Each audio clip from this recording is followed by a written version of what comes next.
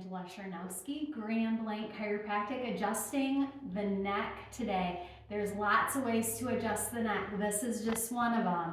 This is the most traditional way that chiropractors adjust the neck. Patient laying face up on the table.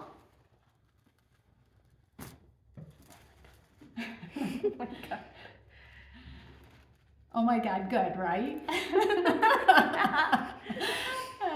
And we'll get this other side. There you have it, folks. Dr. Angela Charnowski, Grand Blanc Chiropractic.